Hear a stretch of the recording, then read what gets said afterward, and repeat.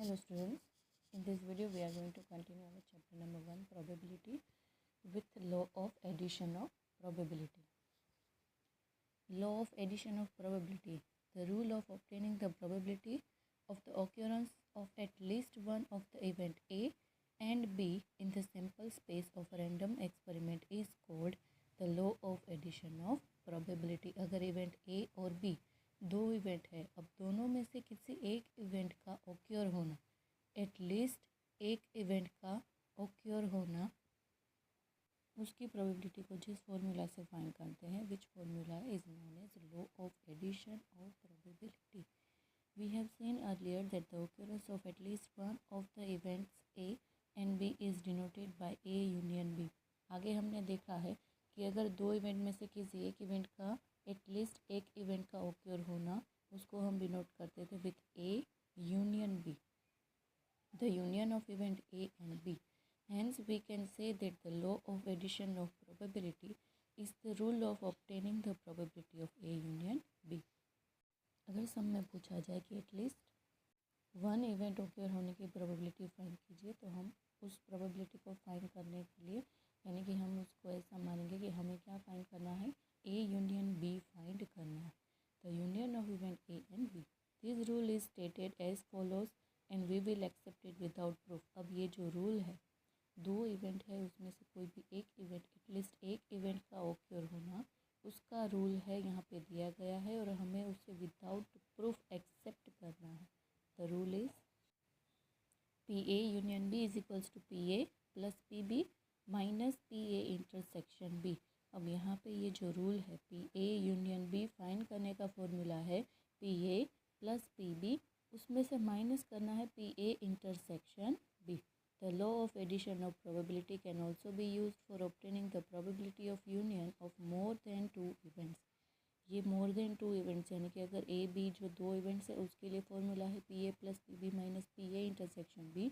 But अगर एक दो से ज़्यादा अगर इवेंट्स है और उसका यूनियन फाइंड करना है, उसकी एटलीस्ट वन इवेंट ओक्योर होने की प्रोबेबिलिटी फाइंड करनी है, तो उसके लिए भी लॉ है the law of addition of probability of A union B union C. उसको किस तरह से डिनोट करना है, A union B union C, the union of three events A B and C.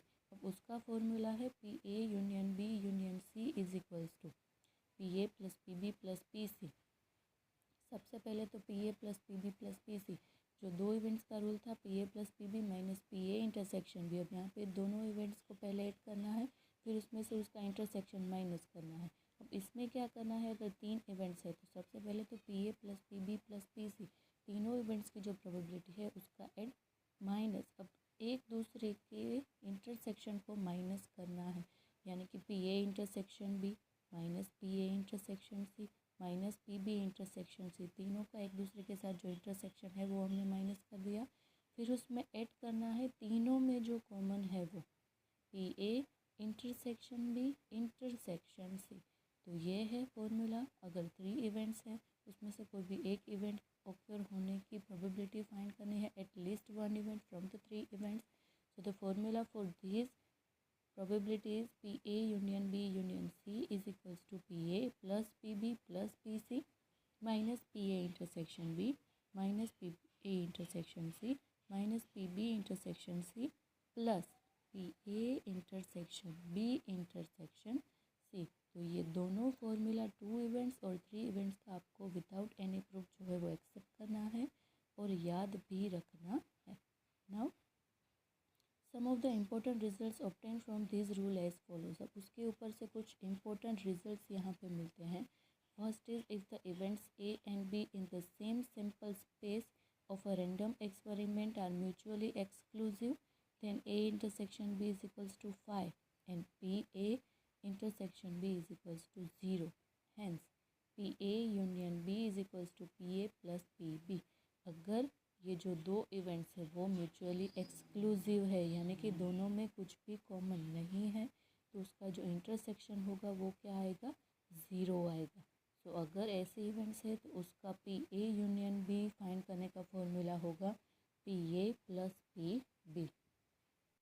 Second is if three events A, B, C in the sample space of a random experiment are mutually exclusive, then अगर तीनों events mutually exclusive है तो उसका result क्या आएगा, P A intersection B is equals to 5, P A intersection C is equals to 5, P B intersection C is equals to 5. It means that A intersection B intersection C is equals to 5. यहाँ पे चारों जो intersection है उसकी value 0 आएगी क्योंकि तीनों में कुछ भी कॉमन नहीं है. Hence for this when the events are mutually exclusive and exhaustive, उसका जो यूनियन होगा उसका फॉर्मूला होगा P A union B union C is equals to P A plus P B plus P C. Next is third is if two events A B in the sample space of random experiment are mutually exclusive and exhaustive. अगर events जो है वो mutually exclusive and exhaustive है, it means that उसमें ए और B का intersection 5 होगा और ए यूनियन बी का जो आंसर होगा वो पूरा सैम्पल स्पेस यू होगा. S P phi is equals to 0 and P U is equals to 1. P A intersection B is equals to 0 and PA union B is equals to 1. So for that PA union B is equals to PA plus PB is equals to 1.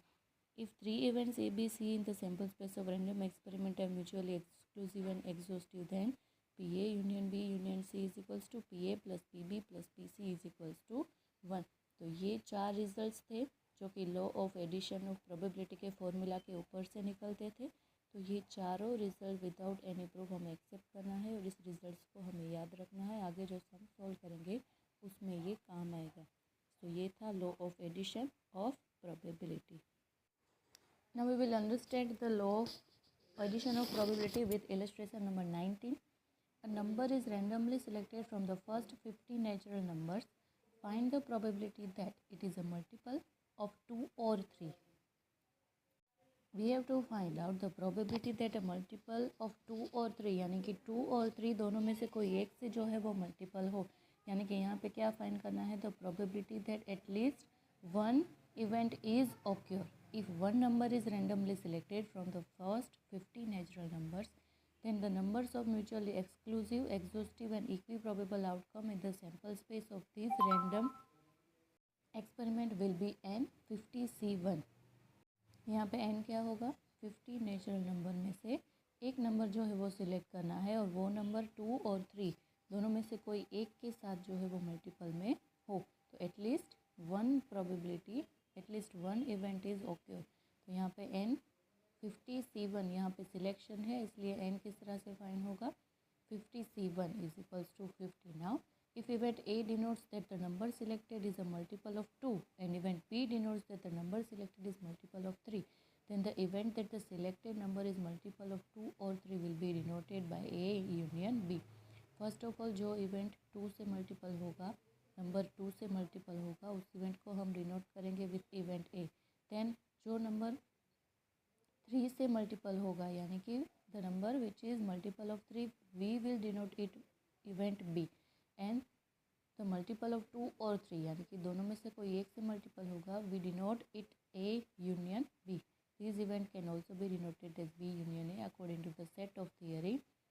To find the probability of A union B, the union of events A and B by the law of addition of probability, we will first find probability of A, probability of B and then probability of A intersection B. Because as per our formula हमें चाहिए P A की value, P B की value and then the value of P A intersection B. हमारा formula क्या है, P A union B is equals to P A plus P B minus P A intersection B. So first we have to find out 3 values which are used in our formula of law of addition of probability.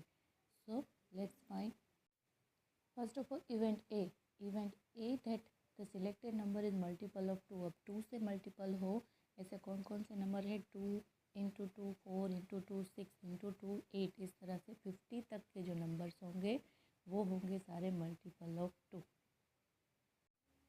Then hence the number of favourable outcome of event A will be m is equals to 10 to 25. ऐसे 25 numbers हैं जो कि multiple of 2 है यानी कि वो सारे divisible by 2 है. तो ऐसे 2 4 6 8 10 इस तरह से आप कैलकुलेट करोगे तो you will get 25 numbers which are multiple of 2. So for event A, favourable outcome of event A which is denoted by m is equals to 25 probability of A is equals to M is equals to 25 and N is equals to 50. So here 25 divided by 50 is the probability of event A. Then we have to find out probability of B. अब event B जो है वो 3 से multiple हो, तो ऐसे अगर आप नंबर फाइंड करोगे, फर्स्ट ऑफ ऑल तो आपको सैम्पल स्पेस U क्या होगा ना, 1 to 50, 1 2 3 4 5 6 ऐसे करके 50 तक लिखना है। तो जब आप favourable outcome for A find करोगे तो वो मल्टीपल बाय 2 होगा, तो ऐसे 25 नंबर आपको मिल जाएगी। Then you have to find out multiple of 3, तो ऐसे कौन कौन से नंबर होंगे, 3 फिर 6 फिर 9, इस तरह से आप करते जाओगे तो आपको ऐसे 16 नंबर मिलेंगे जो कि मल्टीपल ऑफ 3 होंगे, डिविजिबल ऑफ 3 होंगे। सो ऐसे नंबर्स आपको मिलेंगे 16। So here for event B favourable outcome m is equals to 16। Now probability of b is pb is equals to m upon n 16 upon 50। So pa और pb हमने find कर लिया। अब हमें चाहिए the value of pa intersection b। A intersection B event that the selected number is a multiple of 2 and 3. So यहाँ पे LCM 2 और 3 which is 60, तो अगर 6 से डिविजिबल होंगे तो ऑटोमेटिकली वो 3 और 2 से क्या हो जाएंगे, डिविजिबल हो जाएंगे। तो यहाँ पे नंबर्स आएंगे 6 12 18। इस तरह से अब अगर आप फाइंड करोगे तो you will get that kind of 8 numbers which are divisible with 6, जो कि LCM है 3 और 2 का। तो यहाँ पे हमें फाइंड करनी है A intersection B, the selected number is a multiple of 2 and 3। तो ऐसे 8 नंबर्स हमें मिलेंगे। तो probability of A intersection B is equals to M upon N। M is 8 and N is 50। So here PA intersection B is equals to 8 upon 50। अब हमारे पास 3 values हैं, PA की वैल्यू है, PB की वैल्यू है और PA इंटरसेक्शन B की भी वैल्यू हमने फाइंड कर ली। नाउ जो हमारा फॉर्मूला है law of addition of probability का, PA union B is equals to PA plus PB minus PA intersection B, उसकी वैल्यूज़ हम उस फॉर्मूला में पुटअप करेंगे। PA की वैल्यू थी 25 अपॉन 50 प्लस PB की वैल्यू थी 60 upon 50 minus PA intersection B की वैल्यू हमने फाइंड की 8 अपॉन 50। अब यहाँ पे डिनोमिनेटर में सारे के डिनोमिनेटर 50 है तो वो उसका हो जाएगा डिनोमिनेटर, और ऊपर जितने भी है 25 प्लस 16 माइनस 8 अपॉन 50, क्योंकि तीनों का डिनोमिनेटर इक्वल है तो हम इसको इस तरह से भी लिख सकते हैं। Now 25 plus 16 minus 8 is equals to 33 upon 50 as it is. So the required probability PA union B is equals to 33 upon 50। तो ये था एक इलस्ट्रेशन जो कि बेस्ड था on law of addition of probability. इस वीडियो में हम ये एक सम रखते हैं